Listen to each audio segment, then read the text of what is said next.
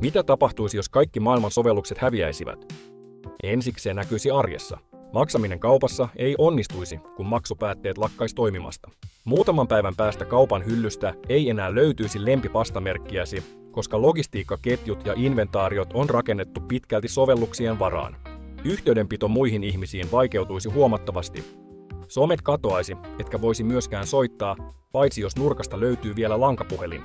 Vaikutukset leviäisivät nopeasti arjesta yhteiskunnan kriittisiin toimintoihin. Terveydenhuollossa potilastietoihin ei enää päästäisi käsiksi ja lääkkeiden toimitukset hidastuisivat. Energiajakelun hallinta häiriintyisi, mikä saattaisi aiheuttaa laajoja sähkökatkoja.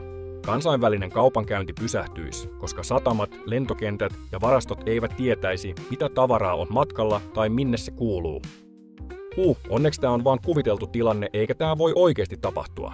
Eihän.